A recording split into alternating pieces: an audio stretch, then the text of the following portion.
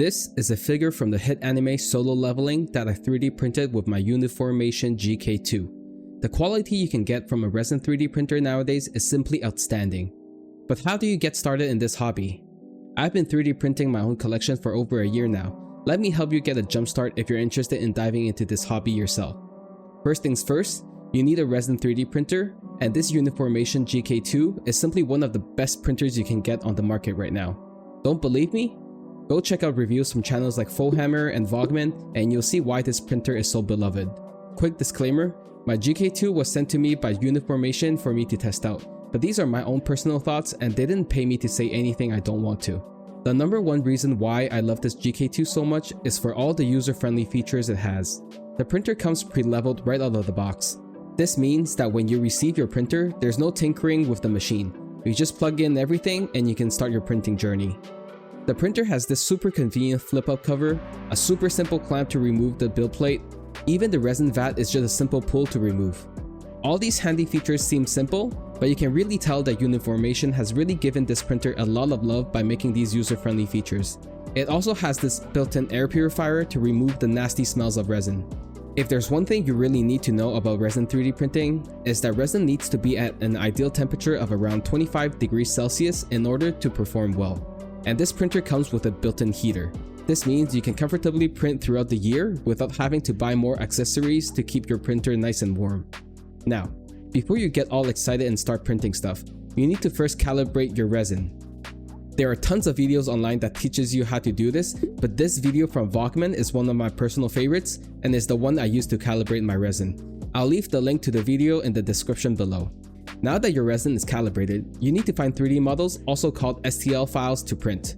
In my opinion, the best place to find high quality models is from Patreon, where you can support digital artists directly.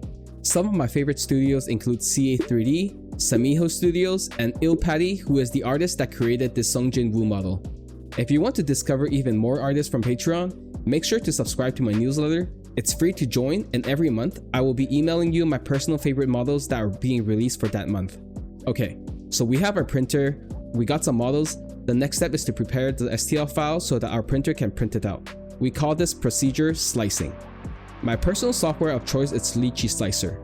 Studios nowadays offer pre-supported models, but if the models you want does not have pre-supports, then you would have to learn supporting yourself. What are supports, you ask? Well, that's these little bridge things that you always see when people are printing out models.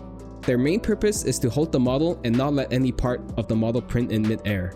For a more comprehensive guide on supports, I would recommend Vogman's video. You can also find the link in the description below. Once your model has been printed out, the next step is to clean the parts with a cleaning solution, and what I use is 99% isopropyl alcohol. This breaks down the liquid resin so you can have a clean model and it's now ready for curing. Once all the parts are cleaned and cured, we can start getting into the fun part. I make sure to always dry fit everything to see if it fits well together before I begin working on the model. If there's any issues, then I'll reprint those parts. I always take the time to sand down the supports marks made during the printing. I like using sanding sponges, starting with 400 grit and working my way up to 1000 grit. Recently, I bought this dust collector for nail salons, and it's been one of the best purchases. It keeps my paint area so much cleaner and there's no nasty resin dust floating around. If you want one, I'll leave the link to the product below. With that, I'm ready to give my model a nice coat of primer. And now, let's paint.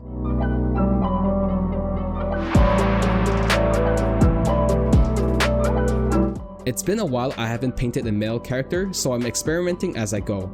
I started with a tan base tone, then applied a pretty pale skin tone to set the foundation of the whole model.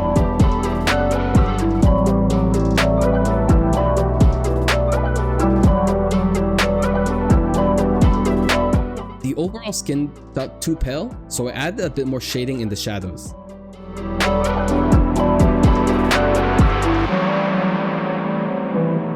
To make the skins more interesting, I added some purple from the bottom to create more colorful shadows.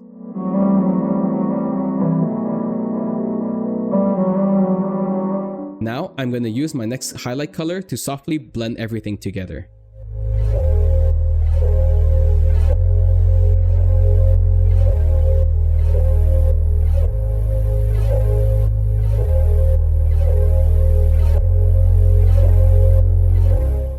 Anime characters very often have a black outline around the eye, so that's what I'll do first. Don't be afraid to go over the insides, just make sure the exterior of the line is clean. Then, I'm gonna use an off-white to fill in the interior.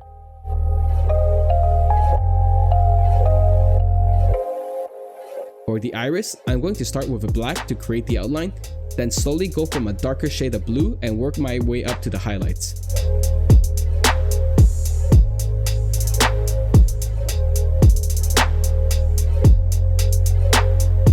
I make sure I place my highlights lower and lower on the eye.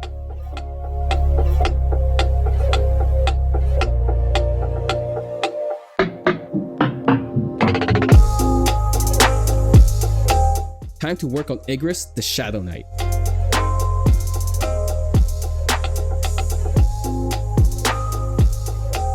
His plain black armor is boring if I keep it that way, so I'll add some dark blue as a highlight to make it look more interesting.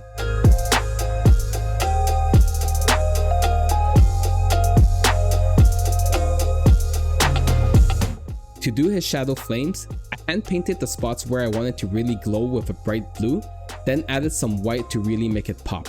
After that, I spray some white ink to create the glow effect. I also do this to the other flame parts of his body. After spraying the white ink, I add a blue contrast paint to tint all the flames.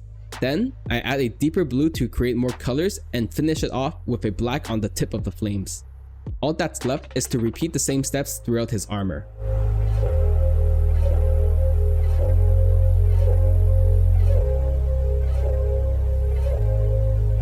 For the red plume of the helmet, I really want it to be very vibrant, so I coated it with a white ink first. This will help bring out the vibrancy of the red. Then, I use a yellow to create the highlights, and use a purple contrast paint to spray the shadows. With that, Igris is pretty much done.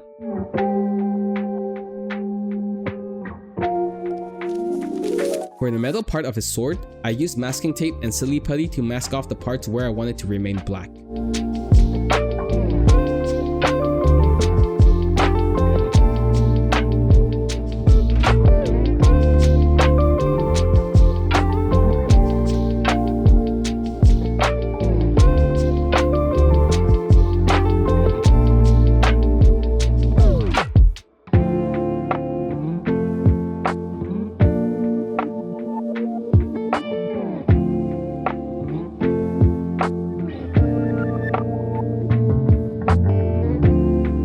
For Jin-woo's blade, I'll use the same metallic from Vallejo, but then use this clear red from Tamiya to tint the metal part.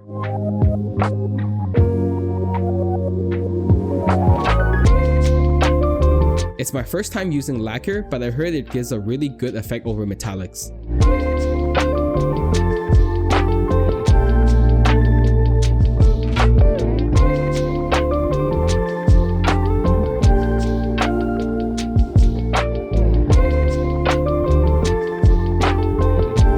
To finish it off, I hand brush the remaining parts of the blade. As for the base, I use a gray ink to do a zenithal highlight on it, spray some blue from the shadows, and finally dry brush some off-white for the details. If you like what you've seen so far, make sure to leave a like and subscribe to the channel. Special shout out to my newest Patreon members, Evan Teague, Wilbo Baggins, Justin Rogers, and Lean Frochner. Your support is greatly appreciated, and very soon I'll be creating more tutorial based content for all my paid members. If you're interested, make sure to check out my Patreon page or YouTube members. Thanks again Uniformation for sending me the GKTwo for me to try out. Now, let's finish assembling Jin-woo and head to the glamour shots.